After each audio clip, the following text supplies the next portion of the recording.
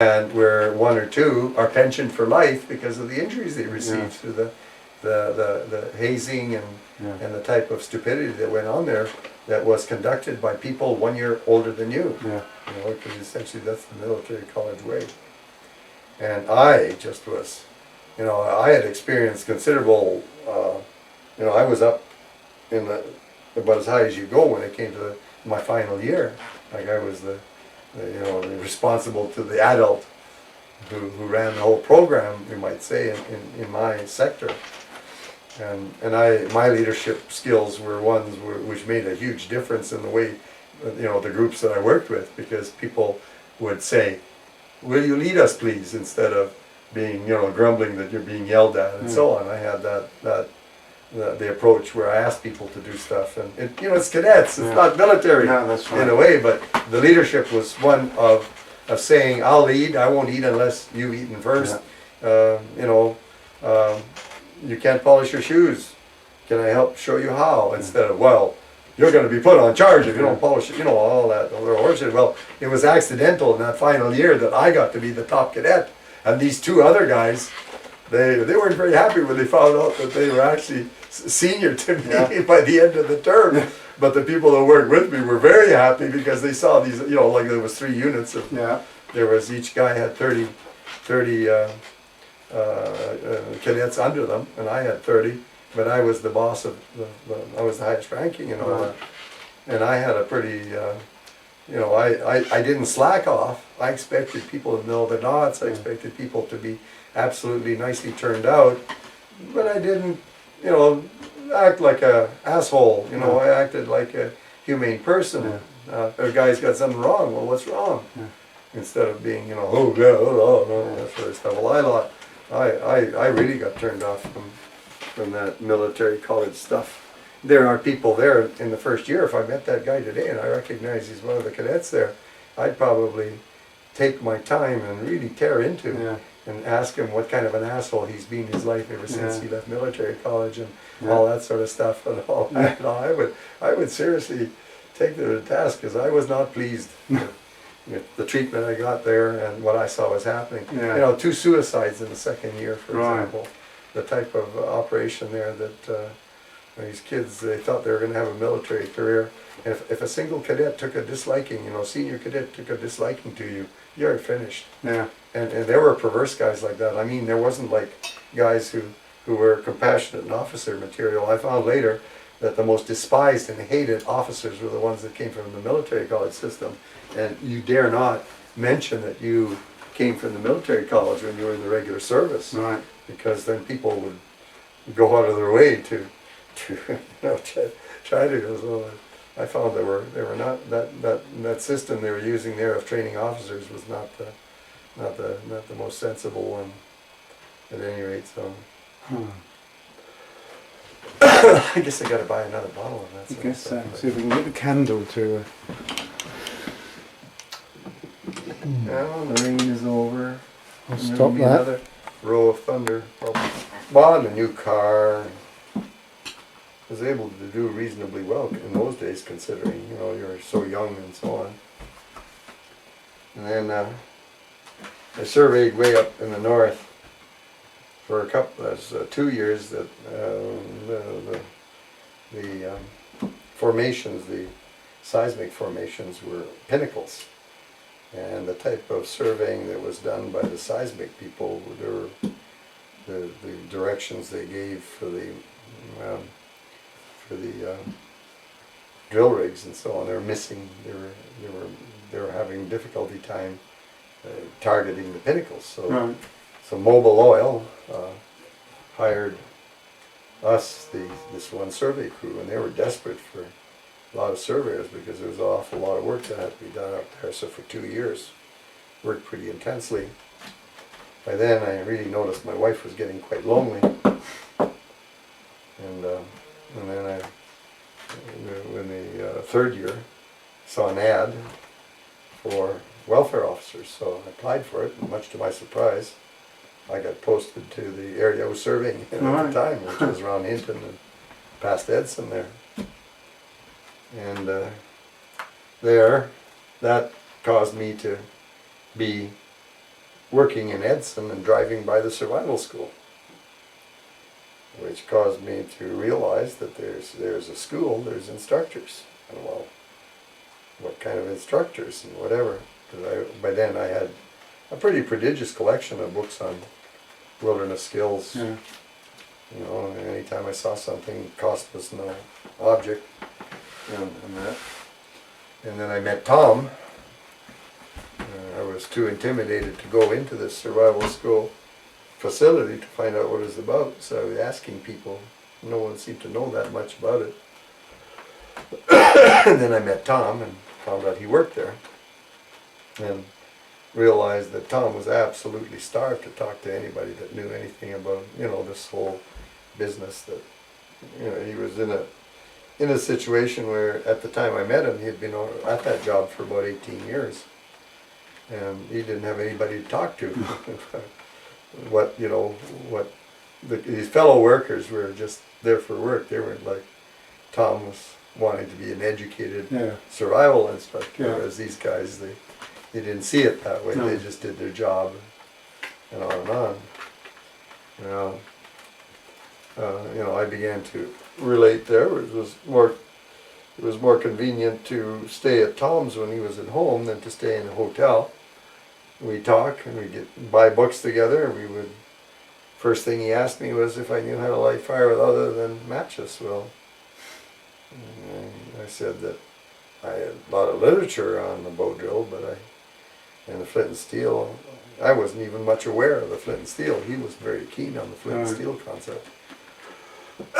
So the very first thing we got really good at was flint and steel, and to that extent of making charred material and using, files, ground files for strikers.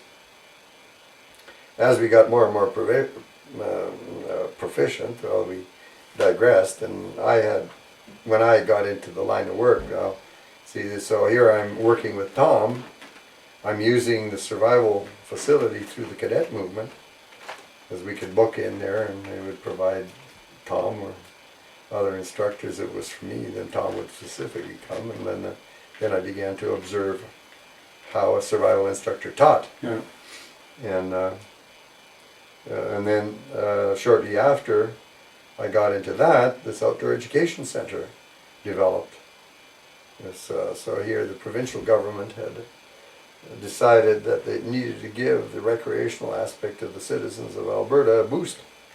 So they went to create a facility where you could get, at the time there was no other real opportunity to become instructors in kayaking, canoeing, cross-country skiing, mountaineering, all that sort of stuff. So that's what really the center was getting into. Well, Tom and I were the nature, we were the more steady. There were all kinds of nature interpreters and park interpreters and everything that took their turn running programs there. Yeah.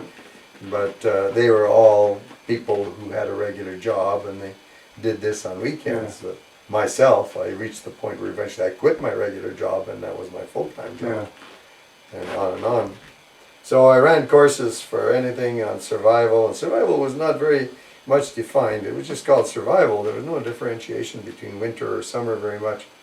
It wasn't, we were following the military pattern in that you got to teach people to snare rabbits, and you got to know how to use an axe and all that, all more or less following the manual that the RCAF had come up with. But as time went on, the university programs began to develop, and they occasionally used the center to run their programs. Well, I was provided as the resource person for them, and then I got to know the professors. They got to know me. And then they reached a point where they got rather disenchanted with the center. Well, it's a long story about why you would get disenchanted, but the guy who operated the center was kind of a, if he really had his head on right, the center would probably exist today, and it probably would be making its mark in the world, because he was not the man. He was too egocentrically tied up with his own asshole sort of thing, but he really didn't, he wasn't an out sort of person who would say, he had his ideas, and if those ideas didn't fit, well, too bad. That's his baby, his ideas. So he wasn't like a person who would watch the trends and so on. Well, he was the biggest problem because he was so critical of university students and their corrosive nature of not taking their shoes off at the door, and the place would be a pigsty very quickly when they did things. And university students expect, again, they had attitudes too, that there's custodians that are supposed to do this for us, and on and on. And the other thing too, they found that when they used the center, the students after supper were very hard to keep them going because there was an awful lot of work you had to do, and you know, 8 till 5 wasn't enough. It was like, you know, 7 till 11, and on and on. Well, anyway, when they started to get disenchanted, I started saying, well, you know, it's not that complex. Why don't we have the courses at my place and save an hour and a half driving? I'll hire my local neighbor to plow in with his tractor. We'll buy bales of straw. You bring your tents, because they had, you know, outdoor equipment and everything. We'll do this, and I did that for a number of years, and they were much happier with that because you're out in the bush, you're living in tents. You can be as messy as you want. No one's going to complain. You know, there was a lot more basic horse sense and that sort of stuff. Well, anyway, one of the professors in particular got to know me to the point where he realized that I was the other side of the coin. He was well versed in the guitar and the songs around the campfire and the safety issue with regard to summer camps, lifeguards, canoeing in the lake, and you know, the production of people who would operate summer camps in particular. You know, recreation was looking at that. Well, I was looking for professional survival. I was the axe man. I could light fire with a bow drill. I knew, you know, I could show people how to light fire. Well, he didn't know any of that, so he would hire me more and more, and then finally, after about 3 years of association, when he went on sabbatical, he had known enough that I got to university. I'd done that. He knew enough of me to say, well, if I wanted to take his place when he took off for a year, I had the chance. And I just couldn't believe what I was, because I never asked, I never politicked for that or whatever.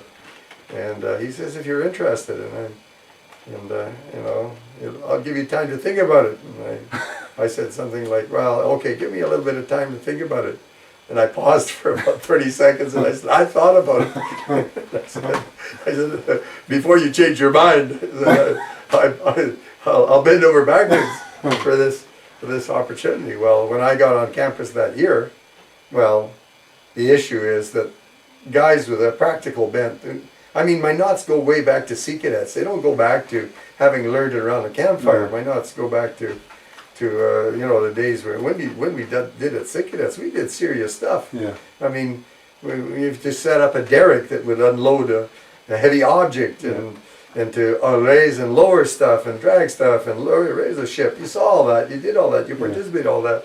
It wasn't, you know, it was all engineering. And I mean, I took 2 years of military college engineering and whatever. But anyway, when I got on campus, well, there, it was not difficult to create, you know, a situation where people would say, hey, teach all the courses you can, because people are so, you know, effusive about, you know, what they're getting. And, you know, and of course the special sessions program, the people, there's like a special office in the universities called special sessions, and that's all like unusual type courses that are not standard on campus. They're off campus or they're summer courses and whatever. And well, all the you know, the evaluations of the courses and everything go through them. Well, they know that people just absolutely loved these courses that we would run. They were so practical, and teachers liked them so much that you got so much that they would bend over backwards to make sure that they would not interfere with you being able to run a course and all that. Well, for 25 years I actually lived a decent life, because I wasn't, you know, just fly by night and live by your shoelaces. You're getting regular checks, and you're associated with the university.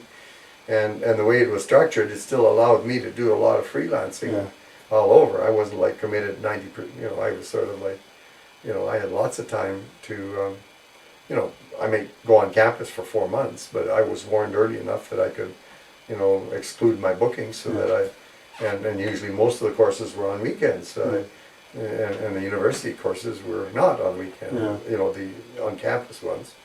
All the ones off campus were on weekends and that sort of thing. Well, you'd wake up in the morning and say, man, you know, how can you live like this? You know, you're sleeping until 11, you got so many, you know, when I was a welfare officer, I got something like 3 weeks holidays a year. Yeah. In this type of work, I was getting 3 weeks holidays a month. Yeah. In that equivalent, I mean, you're just, and unfortunately, I live for the day rather than, you know, say, well, I should have. Well, you know. Yeah.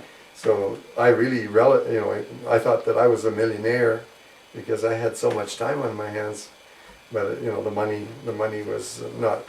When I quit my job after being a welfare officer, where I had to watch my money and spending, I never hardly even knew. I had 52 employers. I hardly knew where my money was coming from.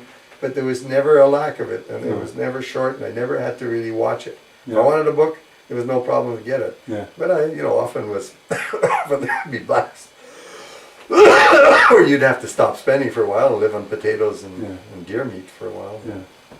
Well, that sort of thing went there,